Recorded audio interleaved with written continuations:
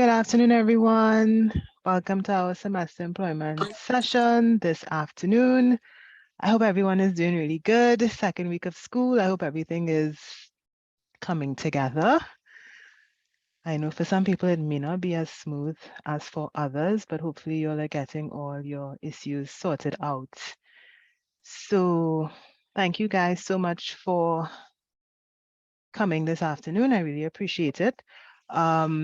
My name is Nandi Mitchell, and I'm from the Careers Co-Curricular and the Community Engagement Department, more specifically the Careers and Placement Unit. And we are here this afternoon to talk about semester employment, some of the rules, regulations, and, answer some of your questions, right? So if you do have a question, you could go ahead and put it in the chat. I will be monitoring it as I go, and I will be answering the questions as I go, right? If I miss a question, hopefully my wonderful coworkers, Sabrina, Emily, and Amanda, they'll help me out, and we'll get everybody's questions covered inside of this hour, right? So without further ado, I'm going to go ahead and start my presentation. And I'm seeing all the good afternoons. Thank you so much. So I'm sharing my screen. Do let me know if you guys are seeing or should be seeing.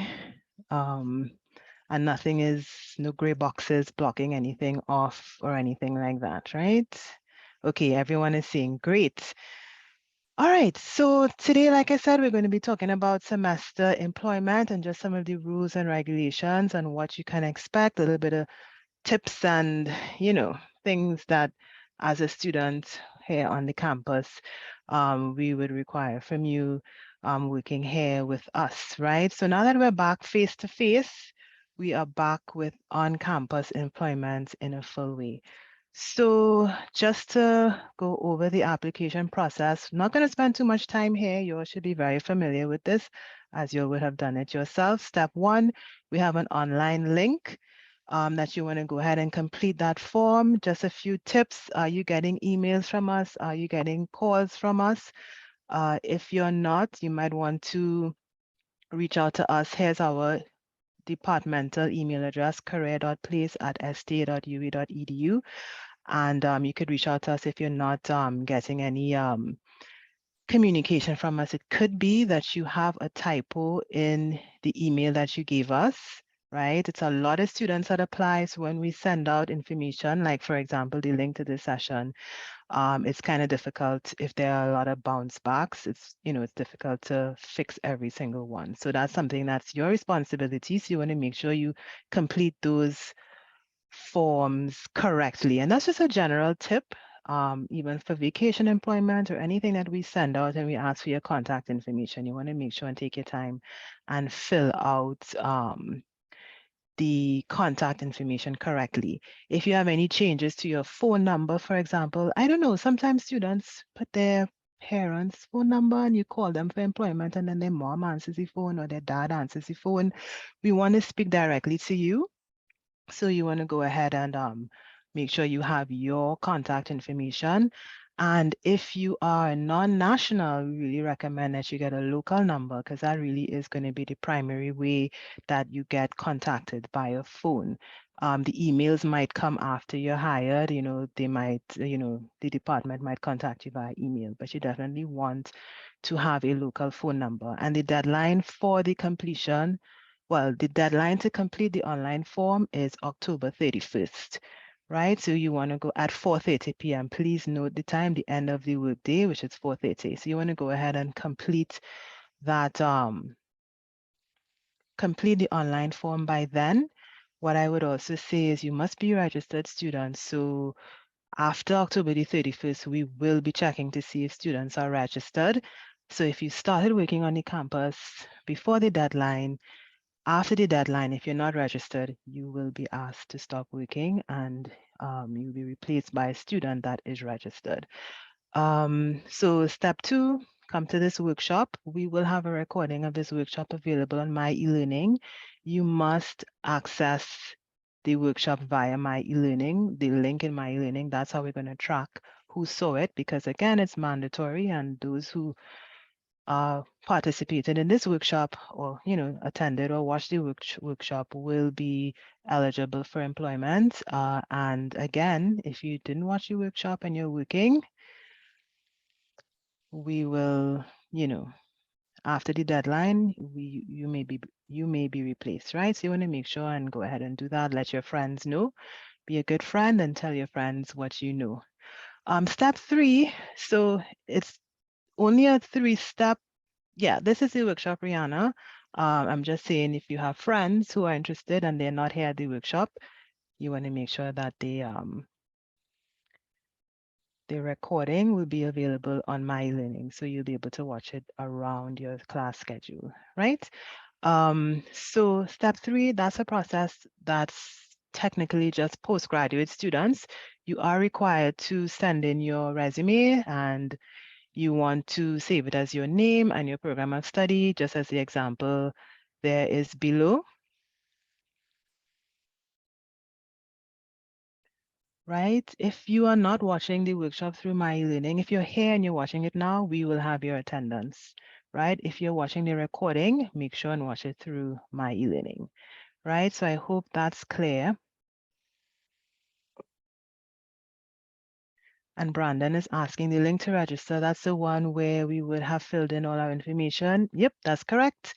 That would be the link that I'm talking about, right? So postgraduate students, you want to go ahead and submit your resume and save it as, your name and your program of study, right? So let's continue.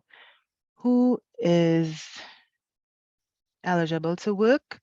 Full-time registered students here at the St. Augustine campus, right? So this does not include, like, for example, Arthur Lockjack or Hugh Wooding or Roy Tech, UWI Roy Tech, St. Augustine campus students only, right? Must be full-time registered.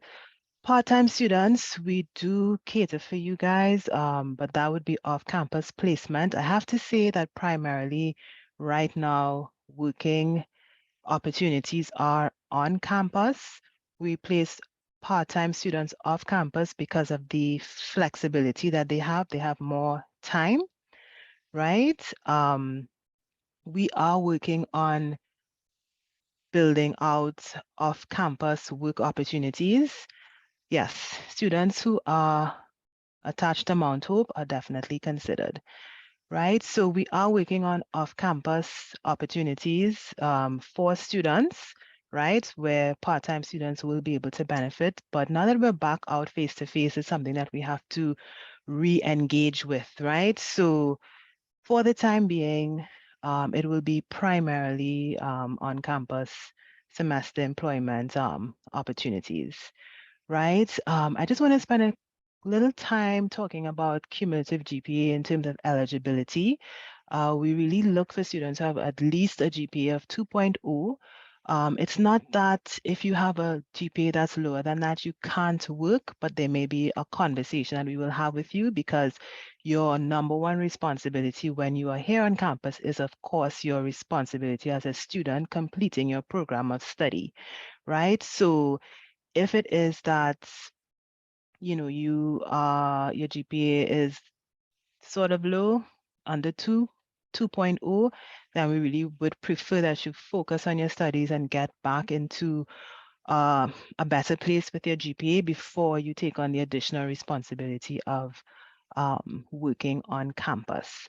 I will also say on-campus employment for undergraduate students is 12 hours a week, right, at $20 an hour, right? Students are not allowed to work over the 12 hours if you're an undergraduate student. If you're a postgraduate student, you're allowed to work 20 hours per week at $35 an hour, right? So please keep that in mind.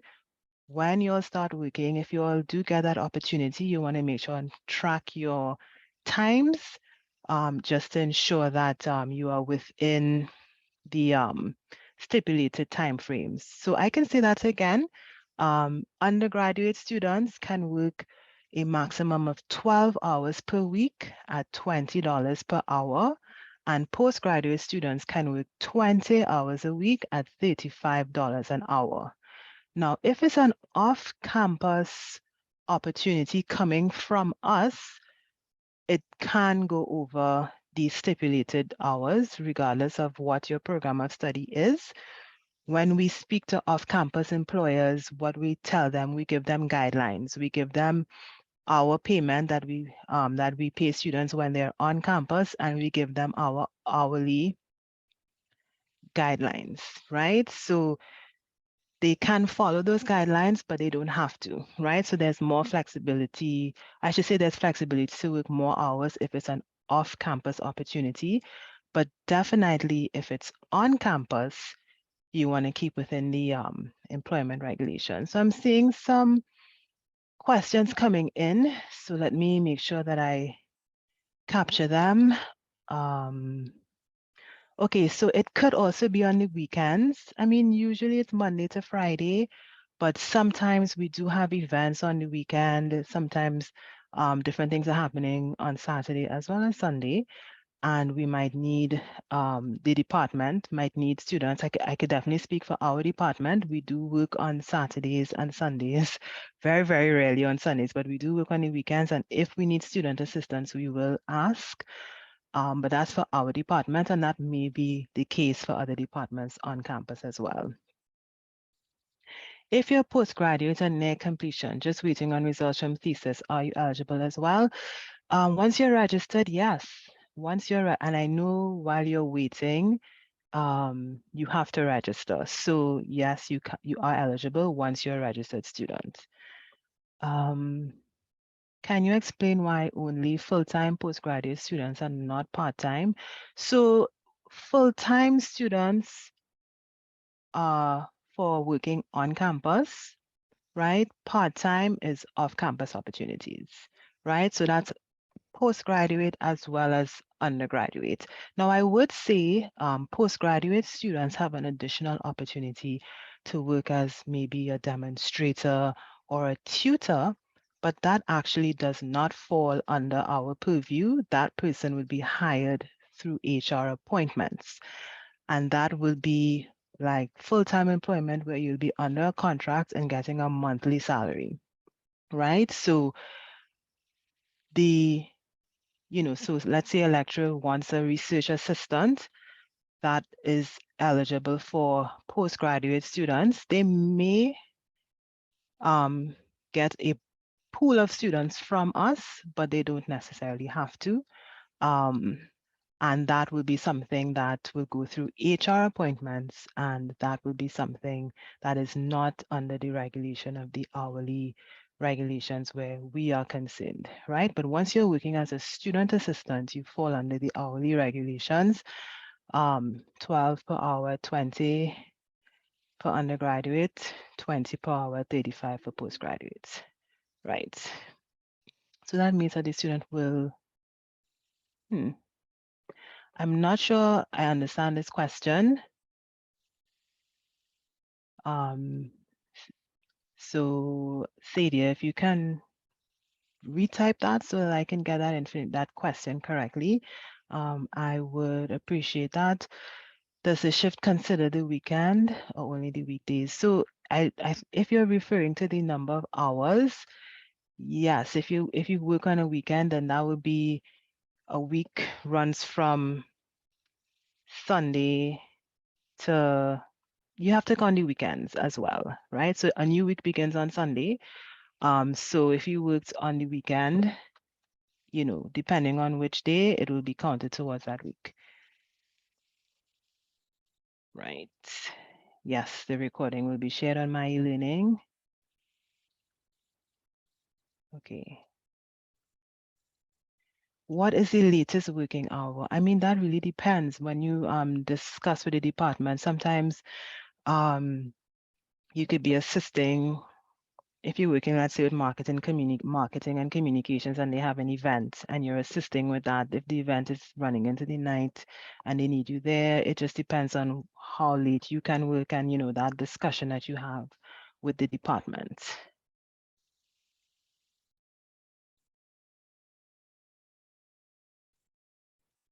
Okay, I'm not sure what is meant by overtime hours for undergraduate students, but I don't think there really is any overtime per se. You have to work within the stipulated hours, right, of the department. So maybe of campus regulations. So maybe one of my colleagues could just put the stipulated hours for undergraduate and postgraduate student assistants um, in the chat, just so everybody could see that, because I'm seeing that question come up quite a few times.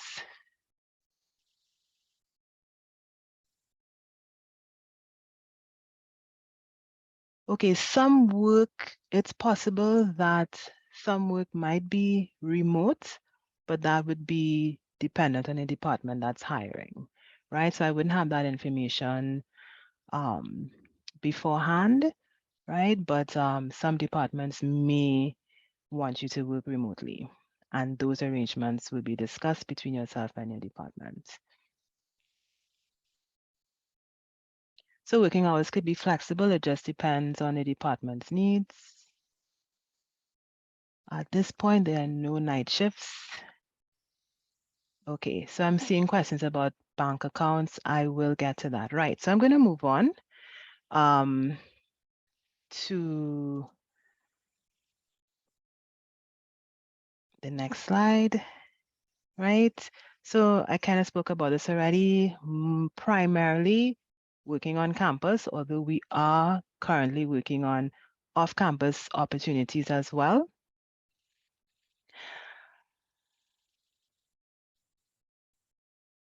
Off campus, there are some possibilities there, right? And if those possibilities come up, we'll be sure to let you know. I do want to say at this point, non-nationals without a CSME certificate are not eligible to work off campus, right? So just to give a little bit of information about the CSME certificate, people who can apply for CSME certificate are people who already have at least a bachelor's degree, artists, right? People who are active or qualified to enter into a particular field of arts with a specific, purpose of earning a living that way. Media workers can also get a CSME certificate, and sports persons can get a CSME certificate. So if you already have an undergraduate degree, right, and you are maybe in postgraduate studies, or maybe you're doing a second degree and you're non-national, you can work if you have a CSME certificate, but there are some regulations surrounding that as well. If you've gotten the CSME certificate in your home country, for example, so these would be CARICOM nationals that I'm speaking about right now. If you got the CSME certificate in your home country, you will have to get that verified here in Trinidad and Tobago. Alternatively, you can also apply for CSME certificates here in Trinidad and Tobago if you don't have one, right? And that's through the Ministry of Foreign Affairs. And the verification is also through the Ministry of Foreign Affairs, right? So that's just something to think about. If you're a non-national, you want to work off campus, it's only possible to do that legally with a CSME certificate.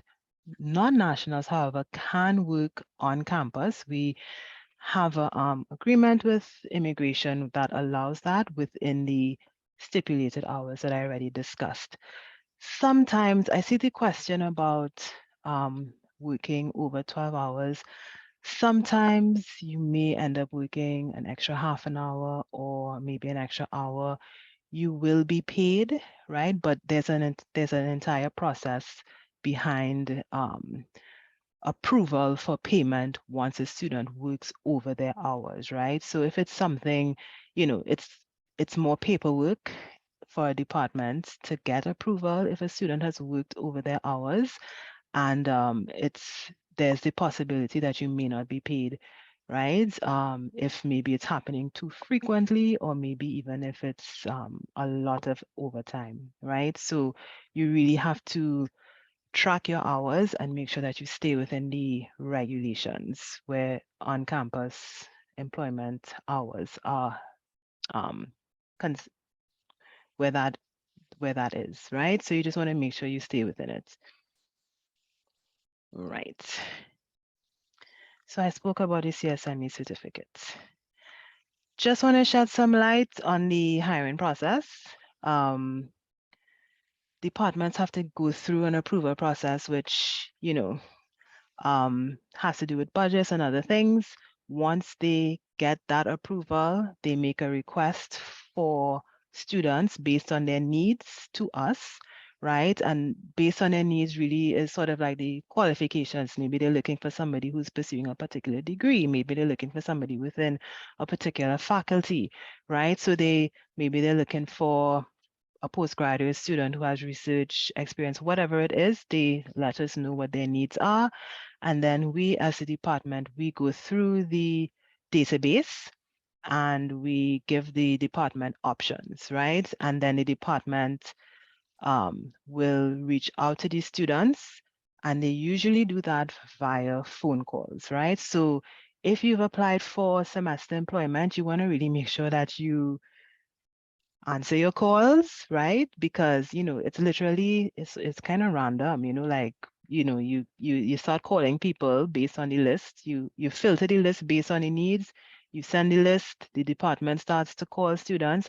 If they don't get through with one person, they're just going to call the next person until they pretty much fulfill their requirements. Maybe they might interview you over the phone. They might ask you to come in to do an interview. Every department is different, right? So you want to make sure and get, whatever information you need to get from the department. But this is why I said in the beginning, you want to have a reliable phone number. You want it to be your number, not your parents' number, because that makes the process a little bit more frustrating when, it's not you and then you have to get another number and that type of thing. You want to make sure you have a professional voicemail, right?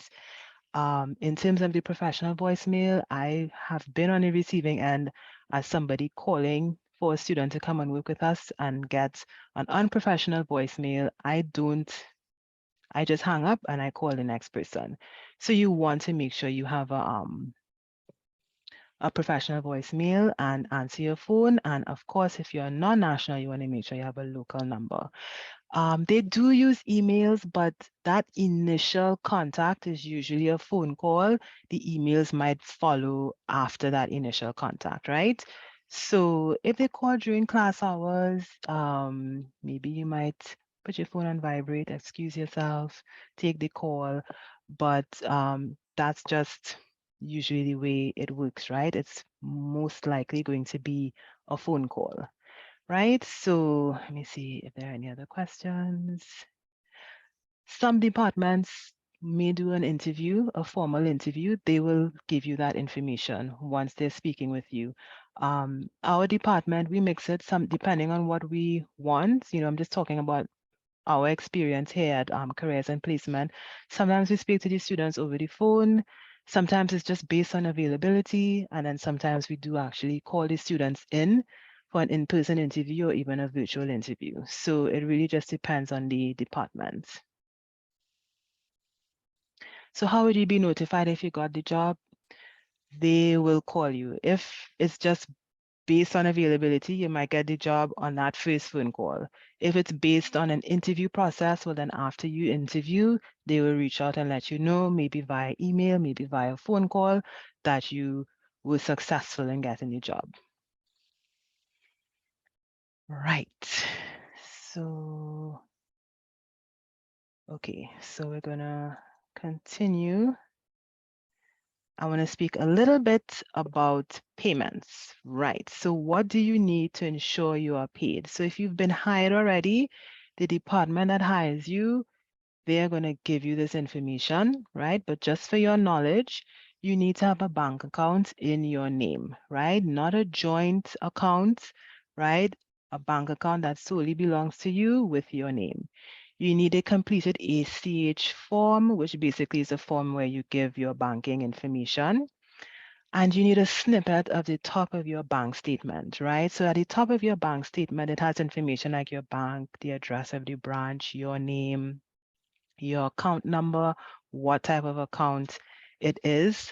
Some bank statements, the top even has your bank balance, right? Make sure you block that out. We don't want to see your bank balance, right? That's your private business. So make sure you kind of scratch that out before you submit that snippet of the top of your bank statement.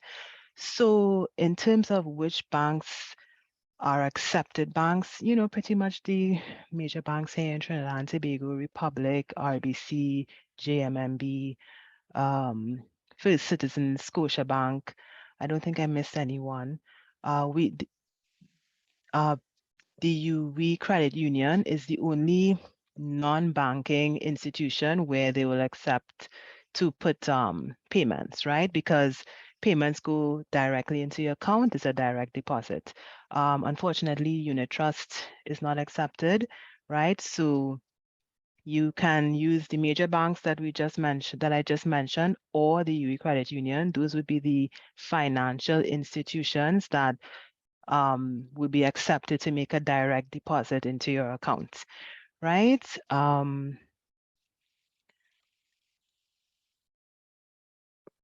Unfortunately, not Rand Credit Union or Eastern Credit Union, right? Okay, so someone was asking about the ACH form, but that question was answered in the chat by another student. Thanks so much for that. The form is just a form with your banking information. Right, we're going to get to how you can get a bank account. That's our next step. What you need to open a bank account. So this is for non-nationals, right? So you need an acceptance letter. And I should say this information,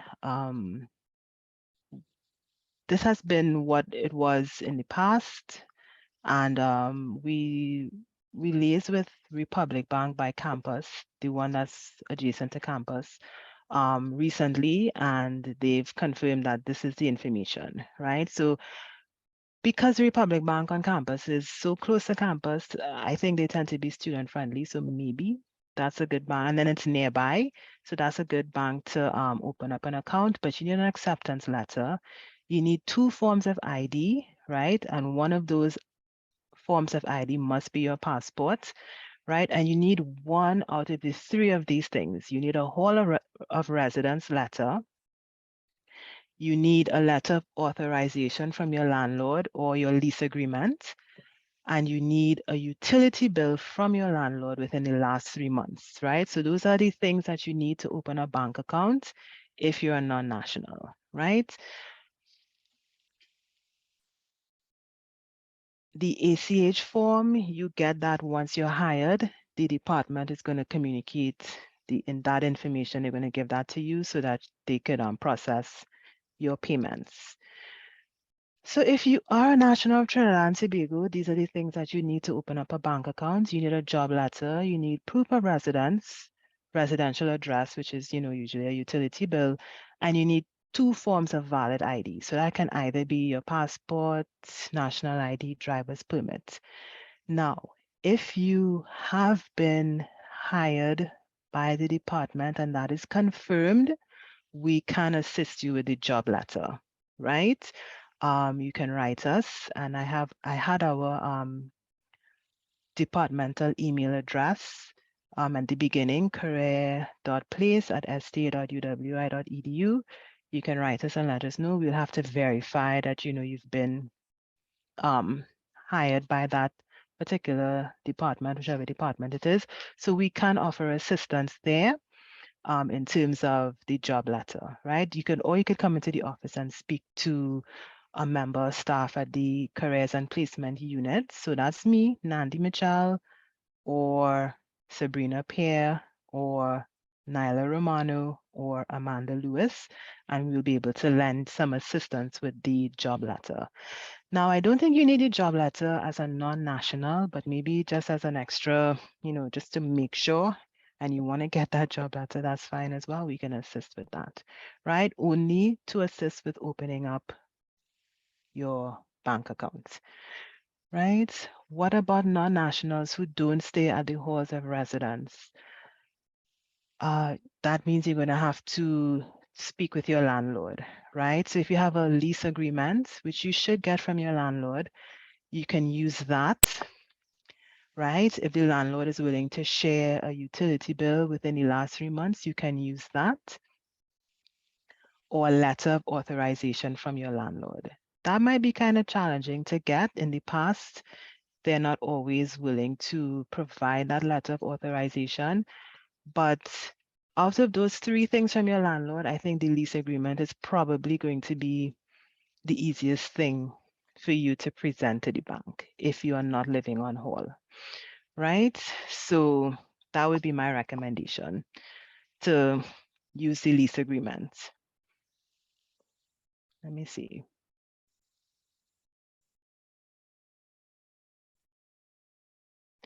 Okay, so if you've worked previously on campus, then you don't need to send in your information again. It's on the records, right? So this is if you're working on campus for the first time, you want to submit your banking information with the, the completed form and the snippet of your bank statement. You only have to fill that in once, or submit that once, I should say.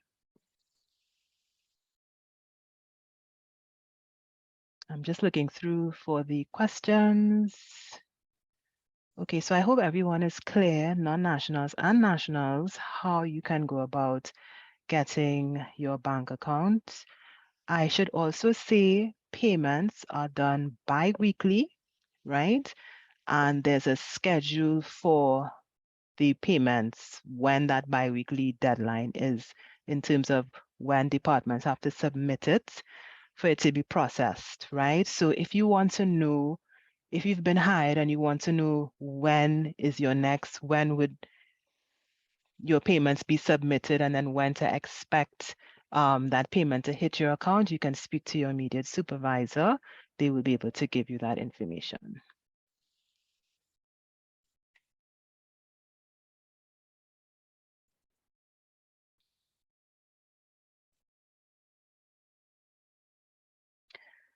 Right, so if you're at home, if you're living at home, then the utility bill will be the proof of residential address. I think, I'm not 100% sure, but I think if your name is not on the utility bill, then it may be whoever's the relative, your parent. I think they might have to write a letter or something saying that you live there, but I'm not 100% sure about that, but that's something that you can find out from the banks, depending on which bank you want to open up your account with. If it's an apartment, a UWI apartment that you're renting, well, then we go, then, and you're local, you're Trinidad and Tobago resident, then you're looking at probably looking at the lease agreement.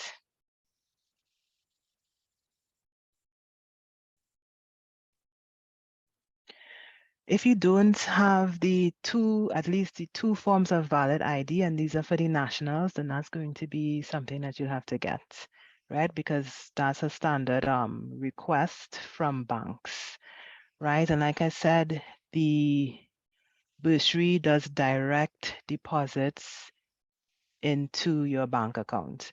So that's something you're going to need to sort out in order to, and that's something that you should have, at least 2 forms of ID. So that's something you're going to have to sort out to ensure that you get your bank account.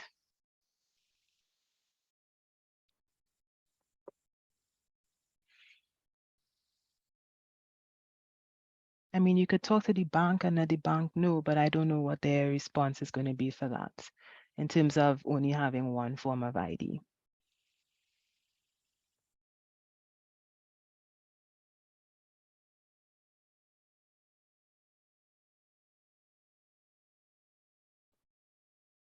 Okay, some students are recommending a birth certificate. That's something you're going to have to cross-check with the bank, right? In terms of the 2 valid forms of ID.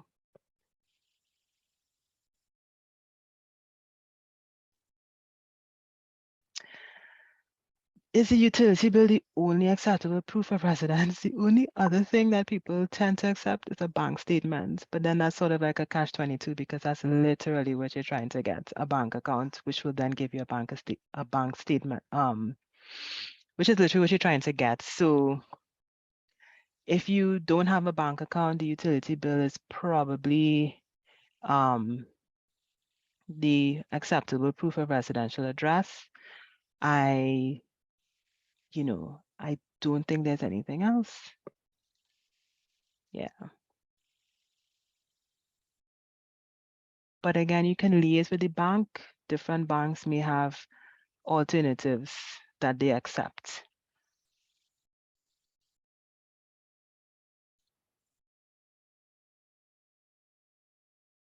Okay, so somebody opened a Republic Bank account with their ID card and their birth certificate. So thanks for that information. Thanks for sharing. So Republic Bank at least would accept a birth certificate as well as another form of ID if you only have one. Right, so we're going to move on.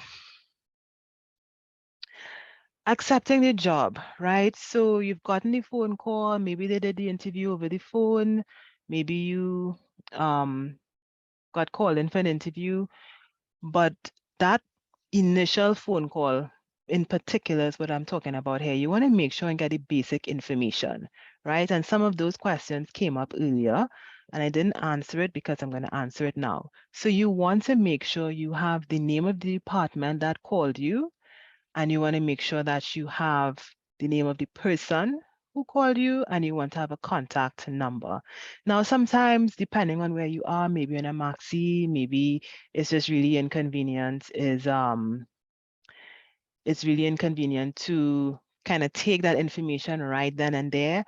But try your best to get that information, because sometimes students come to us asking, they got a phone call and they don't know who called them and they want us to tell them. And that's not always a question we can answer. If your name went out to different departments as a potential candidate to call or something like that, right? So you want to, as far as possible, to get that information, right? Or, kind of, if you're able to step aside, if you're like maybe in a loud place, just ask them to hold on a second for you to get to a quiet place. If you're in a maxi, maybe ask them to call you back, but it's really not something we can help you with if you have gotten a phone call and you don't know who called you, right?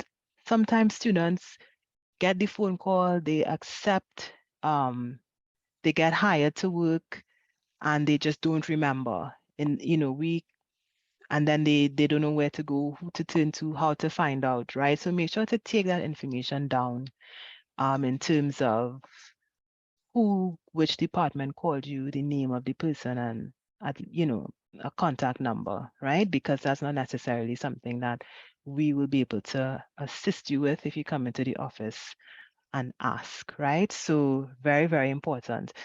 Sometimes you won't get the details of the type of work that you're doing until you actually go into the office, right? But if you do get that information over the phone, please make a note of it.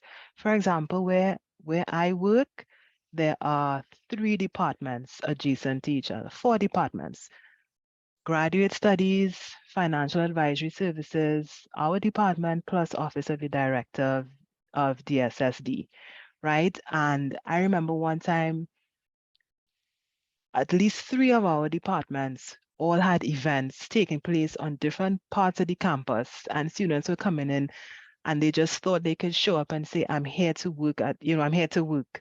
And then, and we were like, well, who are you here to work for? Which event? They weren't able to say, right? So you want to make sure, if you've gotten the details of what it is you're doing, who it is you're working for over the phone, you want to make sure and take a note of that, right? Because in one building or on one floor, there could be many departments, right? And so you'll only, when you come to the receptionist or the reception area, you have to have that information for them to be able to guide you to the next step, right? So you want to make sure you have that information. Okay.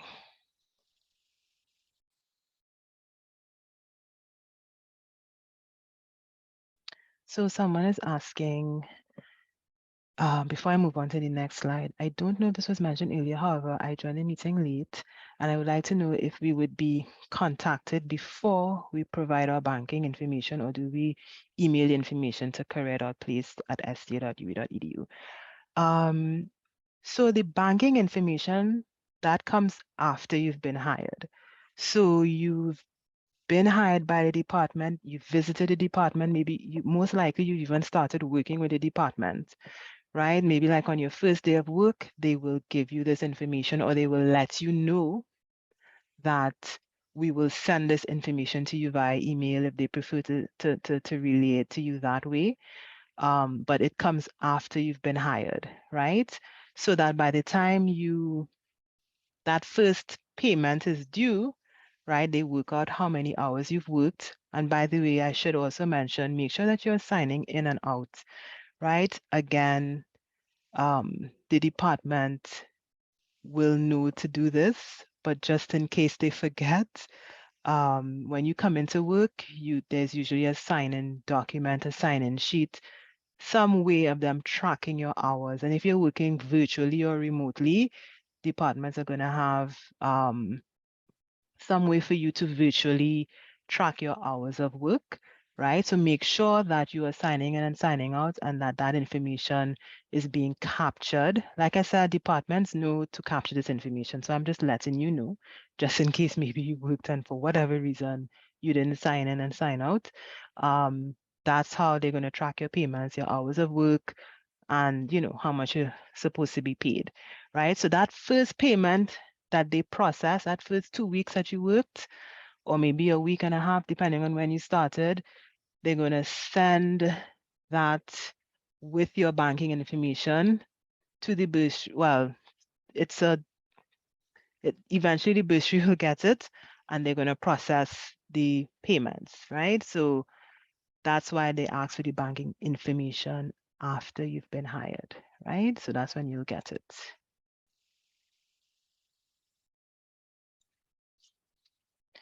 Right. I hope that's been clear. Okay. Okay, so I am going to, right, so I see some people helping me answer the questions. Recording will be in my e-learning as stated earlier. Okay, so moving on to the next slide, I want to talk about queries and challenges. Sometimes these things do happen.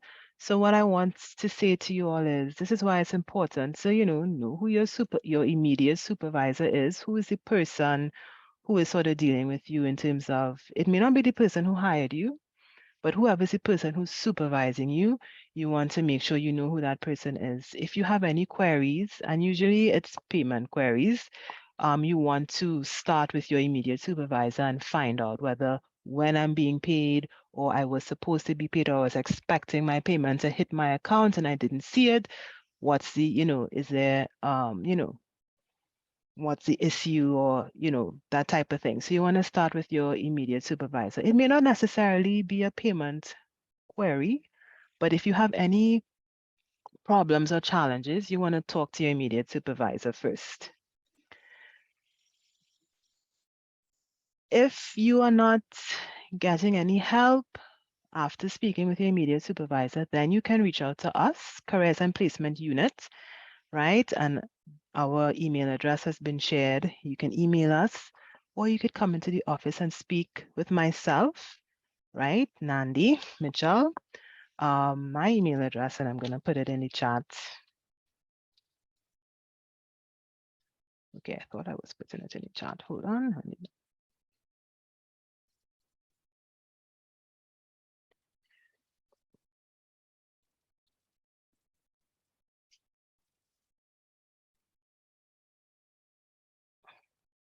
Right, so you can reach out to me if you're having any challenges, and we can assist with that, right? Whether it's payment or otherwise, right? Our office is located at Student Admin Building, right? It's orange and a kind of grayish olive greenish color. We are sort of directly opposite marketing department, but in that building, we are on the first floor, right? So you count the ground floor, then the first floor, and we're the first counter on the left. So that's where we're located, right? Are we already in the system to be called and hired, or is there registration to be done?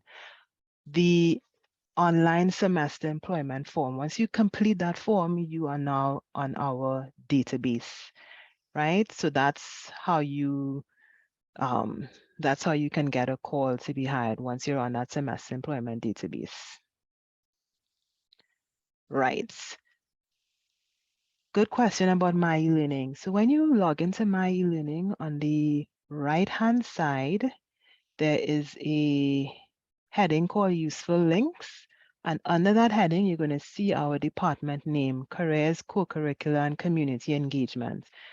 Once you click on that link, right, that's going to take you to our course. Our department is like a course. It's going to take you to the Careers, Co-curricular, and Community Engagement course. They'll ask you to enroll. There's no stipulations or anything. You just click enroll, and then you are part of our My eLearning course, our departmental course, and that's where you're going to see information on semester employment and other information as well for our different programs that we have, right? So that's how you access us on My eLearning.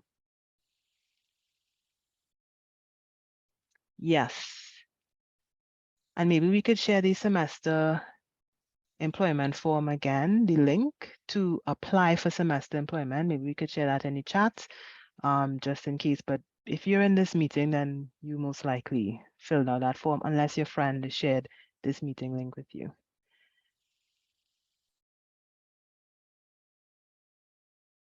So placement has begun, right? Departments are requesting students as we speak, and we are filling those requests.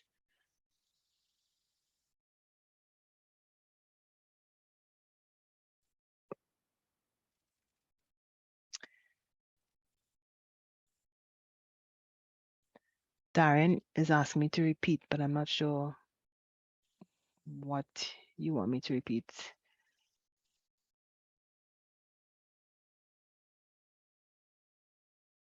Okay, I was breaking up.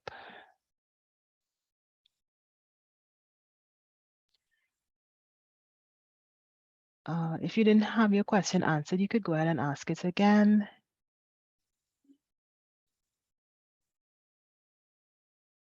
Okay, so we don't have an automatic email.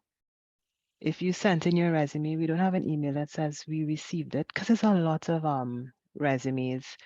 So I would just say once the email goes through and you didn't get a notification like, saying that, email didn't go through, you could rest assured that we have your email and we've saved it onto our drives, our network drives here at the office.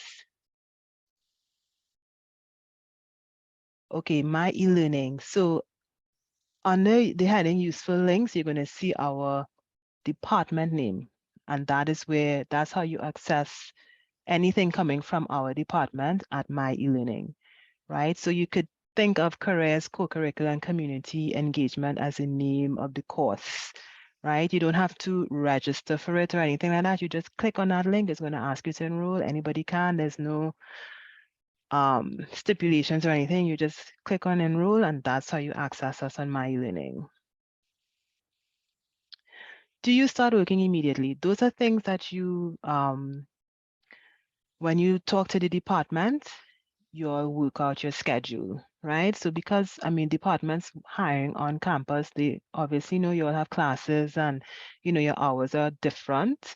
And so they work with you according to your availability, right? And you all work out a mutual agreement on what are the days and the times that you can work. Because you've been hired by a department doesn't necessarily mean you're going to work the entire 12 hours, right?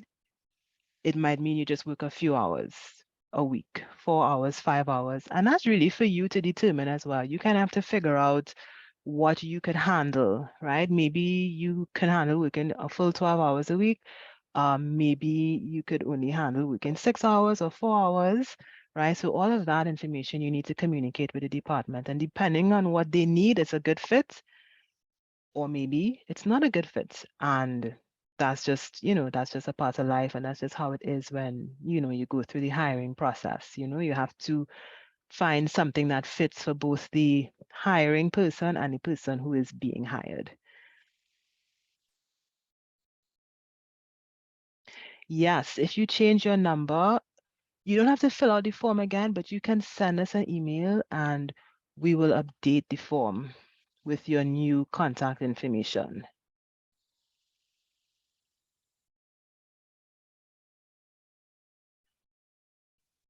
All right, so let me just, before I go into the other questions, let me just finish this part here with queries and challenges.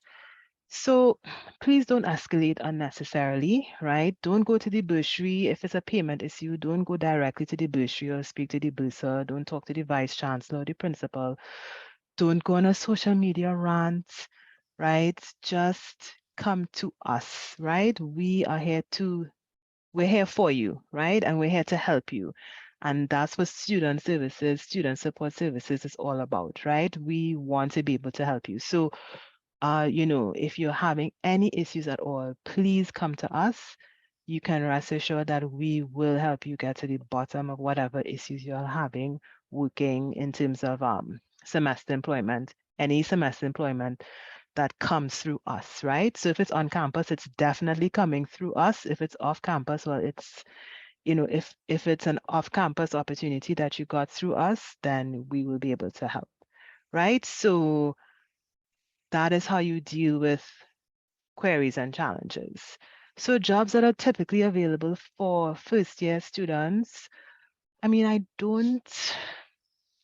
would just say in general, jobs that are available for students could be working in the office, helping with, day-to-day office duties, making phone calls, updating databases. Um, a lot of faculties, for example, they have computer labs and they usually hire students to work in computer labs. So that's a place where you might find yourself working. You could also work at different events. You could work as an usher. We just had our usher training last week. So that's another way that you could possibly work on campus. Um, I mean, it varies and it just depends on what the department needs, right? But that's typically the type of work you may be called upon to do in a department. In a department, um, it could be desktop publishing, graphic design. Some graphic work is done in-house, so we may need help for that. Editing videos, that's something that I know we've hired student assistants to do. So, I mean, it could really vary. It just depends on what the department needs and what skill sets you have.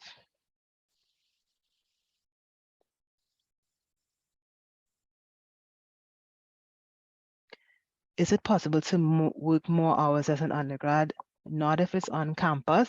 It could only be 12 hours a week.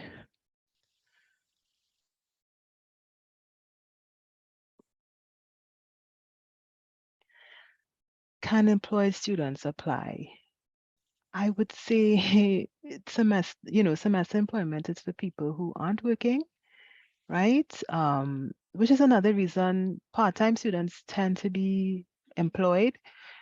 So that's one of the reasons why on-campus employment is something that we reserve for, well, not really reserved for full-time students. Um, so if you already have a job, then I think your needs are being met in terms of being employed, right? So yeah.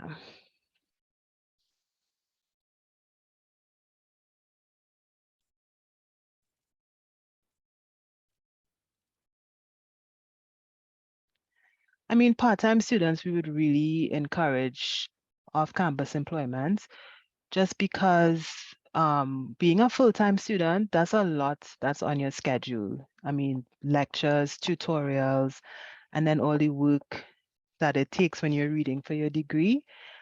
It's quite a bit, right? So the convenience of working on campus, it's just easier. if, for full-time registered students. So if you're a part-time student, we really do encourage the off-campus opportunities instead.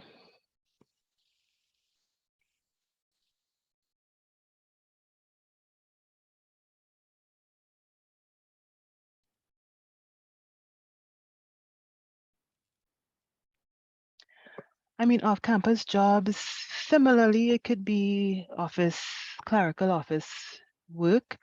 It could be working in a grocery. It could be working as a CSR in a store. That's typically what it could look like. If you miss the usher training, unfortunately, you won't be able to work as an usher, but look out. There may be another usher training that we'll be doing, so you could look out for that.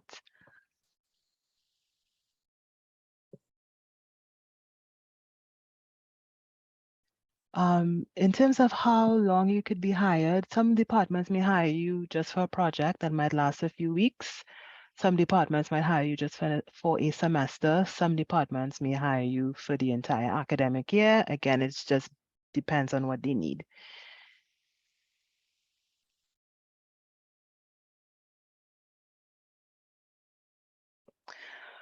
I mean, how many people? Now that we're back face to face, that's a difficult question to answer. I mean, in the past, there were more students and opportunities, but quite a lot of students were able to work on campus, right? I mean, I'm not sure what the numbers are going to look like this year.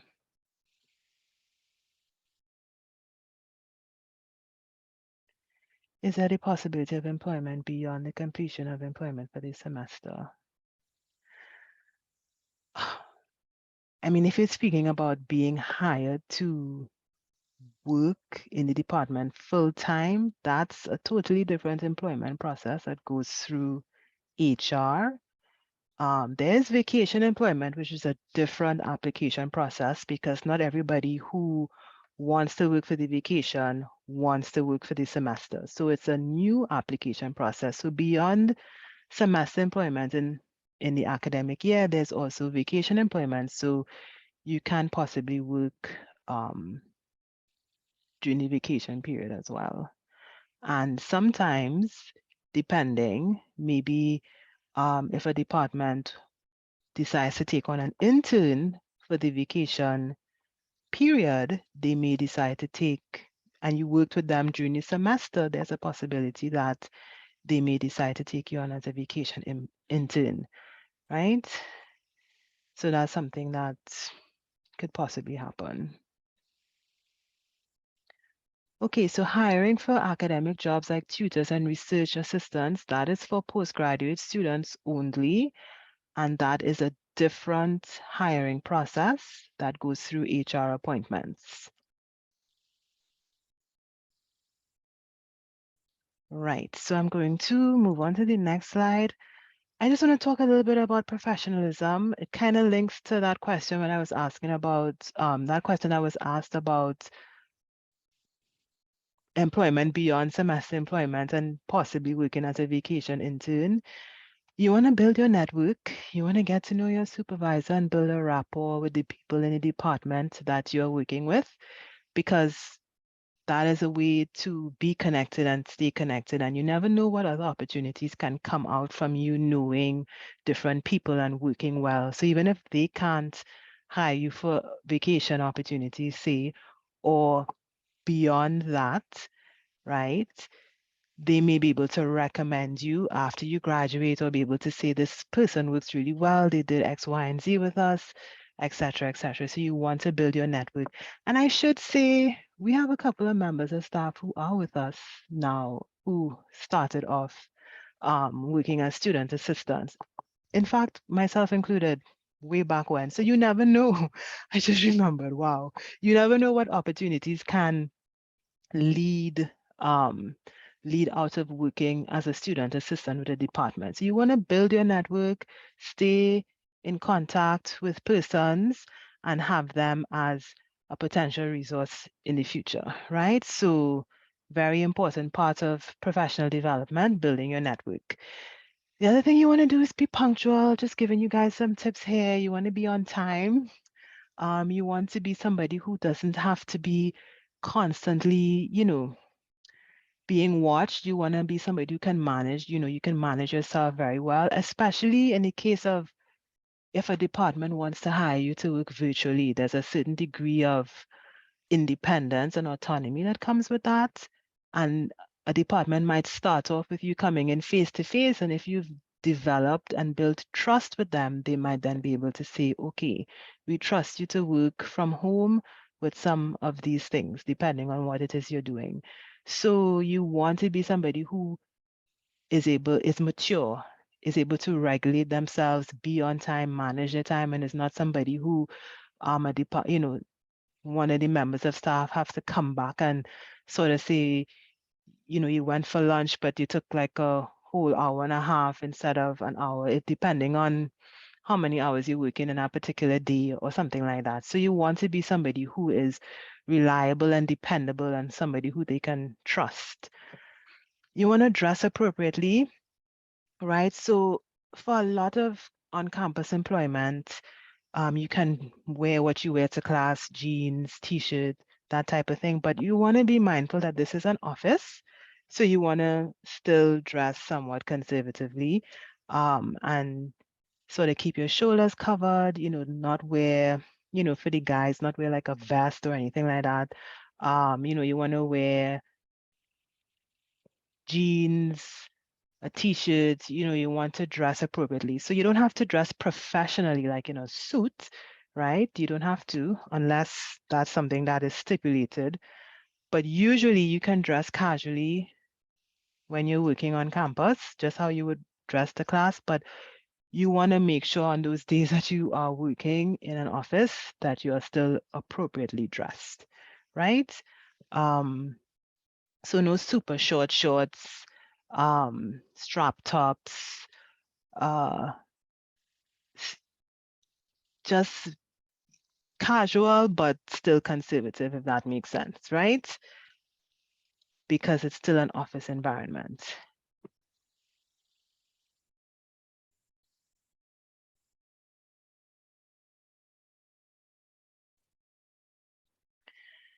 And you want to keep the lines of communication open. A lot of times there's issues because communication just kind of broke down. So you always want to be professional in the way you communicate, right?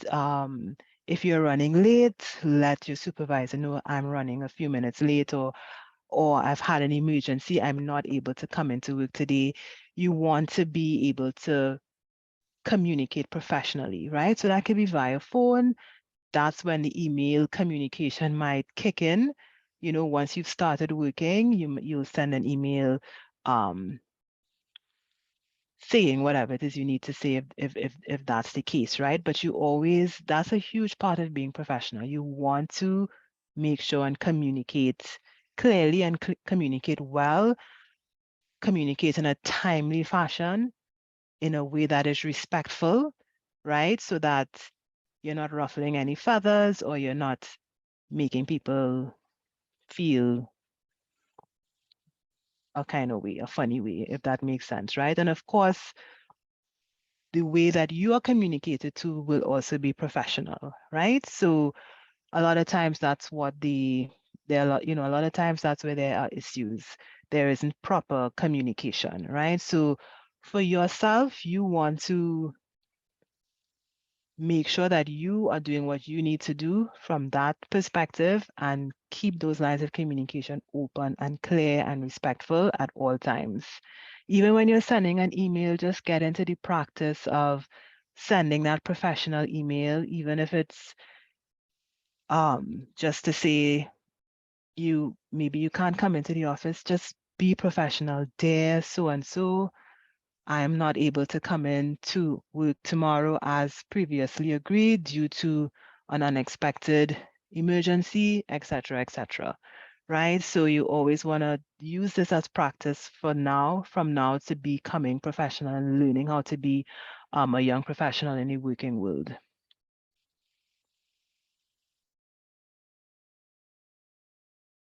So I'm reading a question, so give me a second.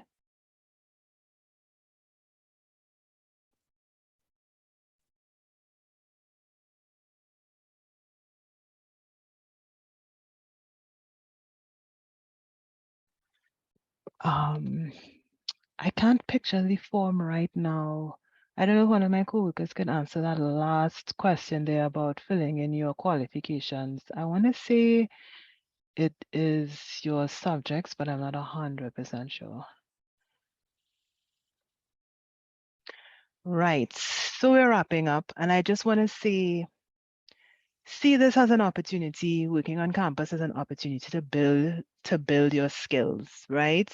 Um, there's something that we call the distinctive UE graduate, and those qualities under that is what we consider to fall under the basket of qualities of a distinctive UE graduate. Somebody who's a critical thinker, a problem solver, effective communicator, a leader, a team player with good interpersonal skills, socially, culturally, and environmentally responsible, guided by strong ethical values, right? So see this as an opportunity. If should you get the opportunity to work through our semester employment program, see it as an opportunity to develop these skills, right? Your process as being a student, doing courses, being in groups, doing different assignments also helps to build skills, but outside the classroom experiences is another way that that can happen, and it can happen through semester employment. And you want to really sort of be mindful of your professional development as you go into work, right? So that at the end of your experience, it's something that you can put in your resume. So start thinking about those skills that you're developing, and you might take it for granted, right? I mean, it may sound, one of the things that we often have students do for us is make calls, make phone calls. And it might seem like a very straightforward, basic thing, to call and relay information, but you'd be surprised. There are a lot of skills involved in that to do that effectively, right? And to do that to a standard that is acceptable by myself and my coworkers. And it's something that you can say being articulate, communicating clearly, and being able to present the results of your communication in a way that's easy for anybody to understand. If you were to pass on that information, you might take it for granted, but trust me, it's something that you have to teach students to do and show them how to do it well, right? So that's just one example.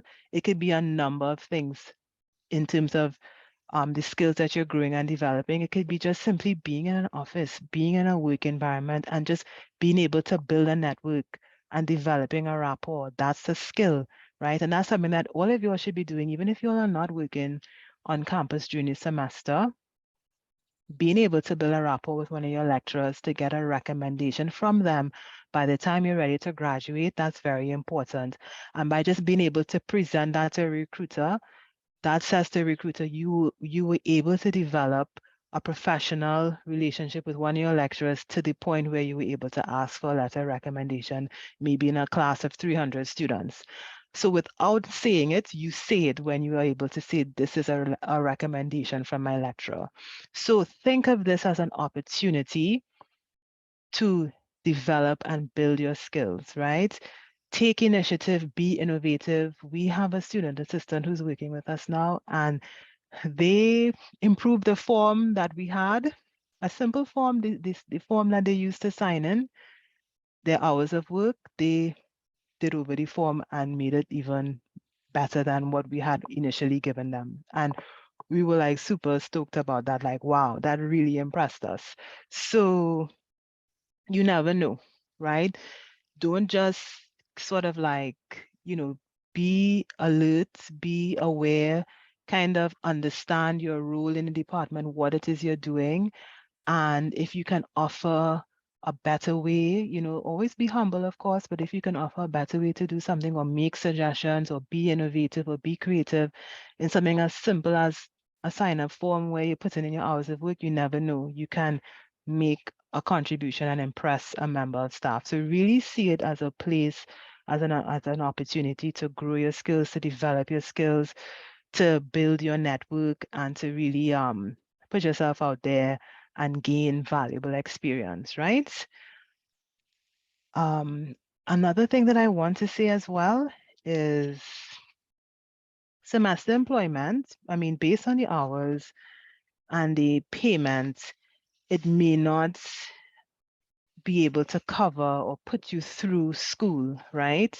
You will still need the support of your guardians or your parents or whoever it is, or the loan from the bank, whoever it is supporting you to get through um, your studies. You're going to need that additional support. Semester employment can help with easing up some of those costs, right? Maybe buying toiletries or some groceries, depending on how many hours you're working, but it certainly can't cover all the costs and expenses associated with being a full-time student here on campus, right? So I just want you all to be mindful of that, right? We do have financial assistance, and I'll ask one of my colleagues to put financial advisory services website address URL in the chat.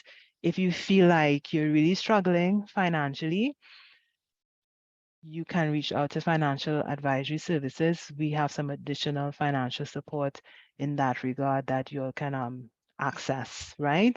And semester employment, like I said, it's not going to cover everything as a full-time student, but it can help to cover some things. So I just want to put that perspective in your heads as well. If you all have an expectation of semester employment covering everything, that's not the case, right? And that pretty much ends the presentation. Thank you guys very much for listening. I don't know, I did say 1 hour, we're 11 minutes over time. So I don't know if we do have a evaluation form that I would be really grateful if you all could fill out. If you all have any other questions, you all can fill out the form before you all leave. And if you all have any questions, you all could go ahead and put it in the chat, and I'll try my best to answer. That's the wrong link for the form.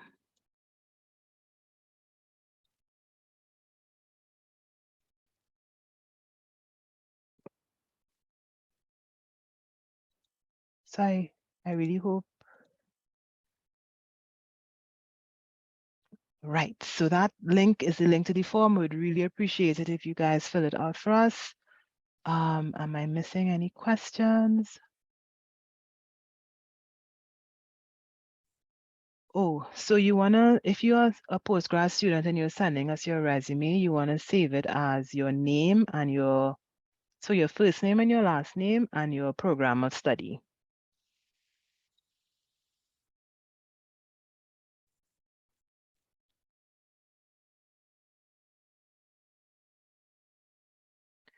Not a problem. Not a problem. I'm glad you all found the information helpful. If you have information to add and you're ready, filled out the form. I mean, if it's a lot of information, I would say go ahead and fill out the form again. But if it's maybe an amendment, then you can email us and we can make the change to the form. Make the change to your information, sorry.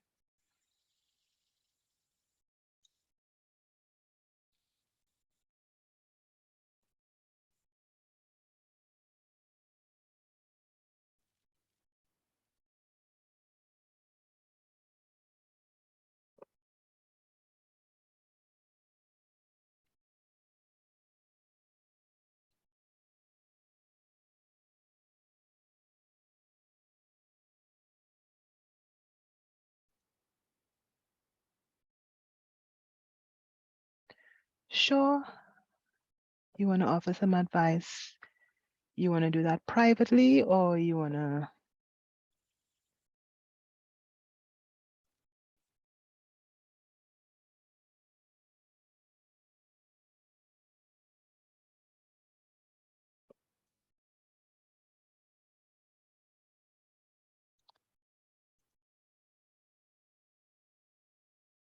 Thank you, Shania, for submitting the response, for filling out the evaluation, I should say, rather.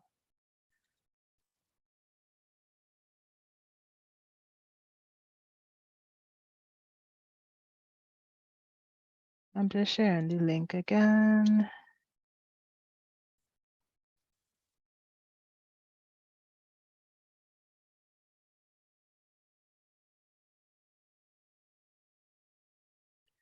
So the recording will be on my e-learning. We're going to try to put that up as quickly as possible.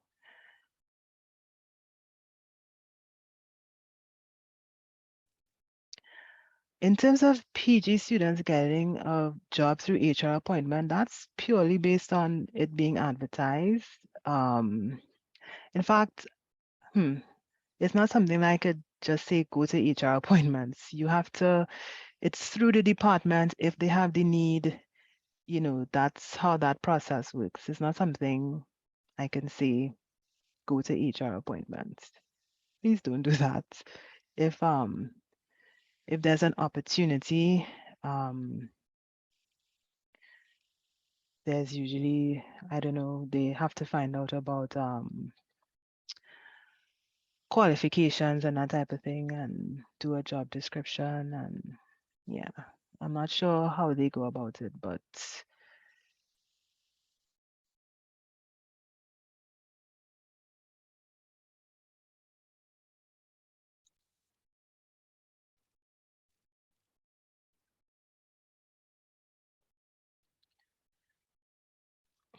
no need to.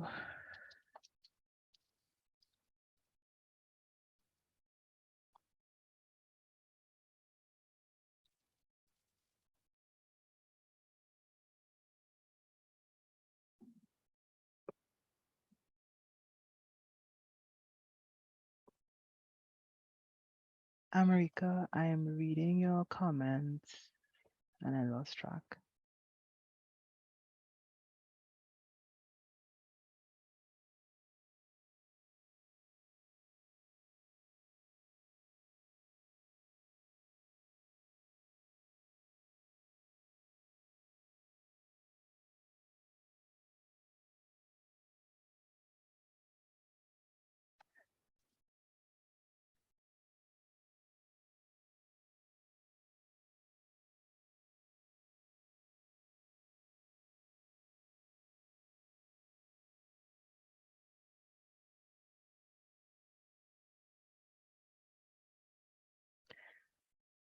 America, I'm not sure if I'm following your suggestion in terms of the amount of hours, but I do understand what you're saying in terms of students trying to make as much money as possible.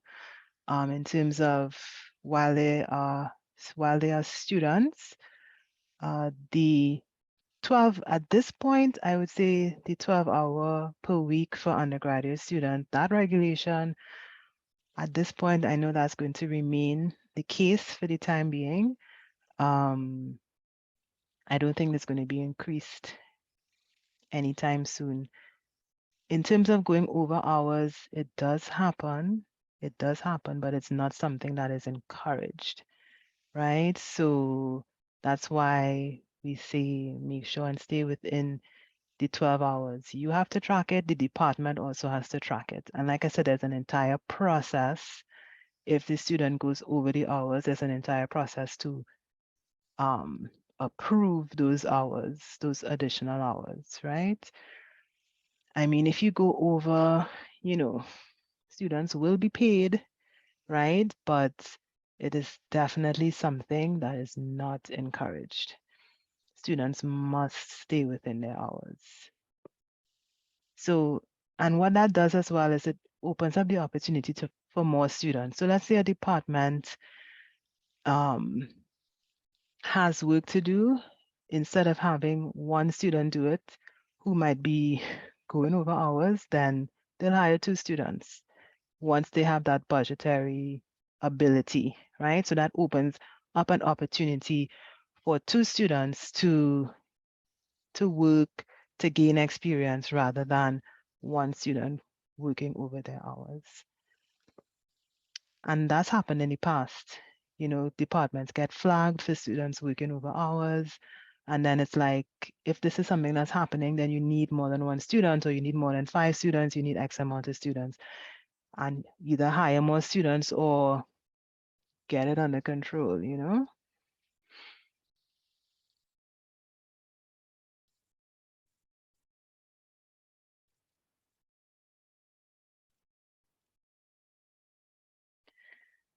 Um, Lean, in your case, the part with the academic information, you could go ahead and resubmit the information. I think that would be the easiest thing.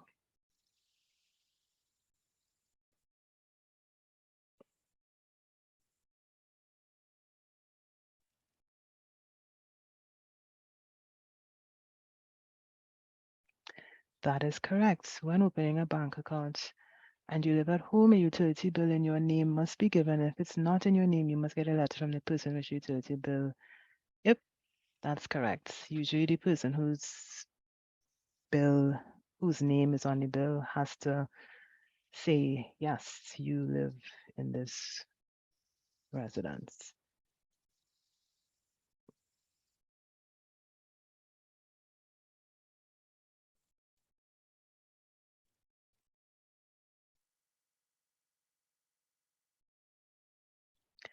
Thanks so much, Selena, for the kind words. Appreciate it.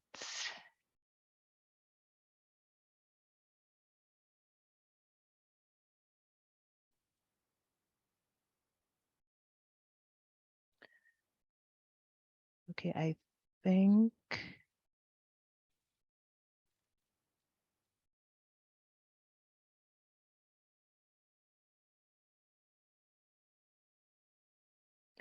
okay, Amrika, I'm seeing your message and I'm seeing everything together.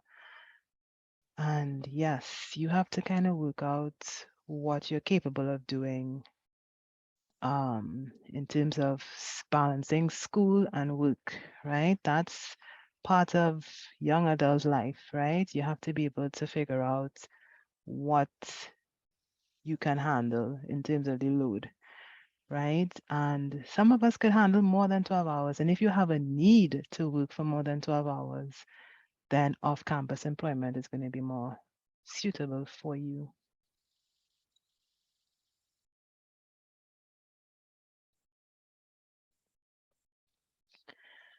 If you don't live on campus or near campus, I mean, that's okay. You work you work on the days that you're on campus, or you try as far as possible to. In terms of the department, again, it depends on the department's need. What if they need somebody who must come in on Tuesdays from 10 to 1, right? If there's no flexibility there, and Tuesday is one of the days that you're home, then you have to decide, is it worth coming on Tuesdays to work? Just, or are you gonna say, no, I'm not available, right? But then other departments, depending on what is the need, they might say, okay, you tell us when you can come in and we'll work around, we could work around that. And usually it's a conversation, right? It's a conversation between yourself and the department, the supervisor, the person who's been assigned to deal with student assistance, and you all work out what is the best time and the hours and the days. Yeah.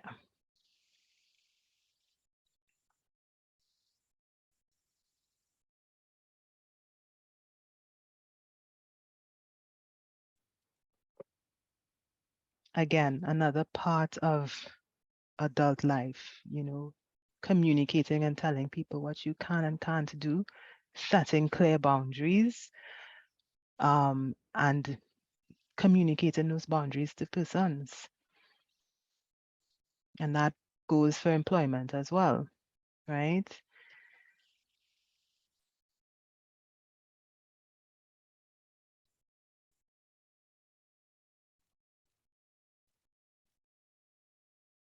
The recording is going to be on My Learning. So when you sign into My Learning, on the right-hand side, there's a menu. There's like a column with some information, and there's a heading called Useful Links. Under there, you're going to see our department's name, Careers, Co-Curricular and Community Engagement. Emily just shared it with us. Thanks so much. And you click on that and you can access our department's information from there.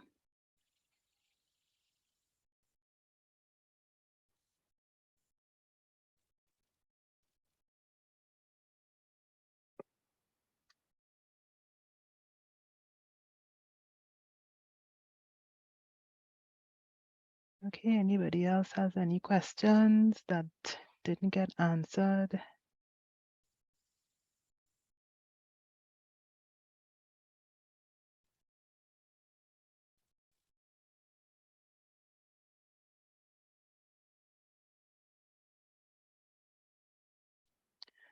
Okay, so I think that ends the session. Thank you guys again for coming out. Really appreciate it. If you have any questions, you can always email us at career.place@sta.ue.edu. Enjoy the rest of your afternoon and enjoy the rest of your week and semester and year. All right, guys, take care. Be good.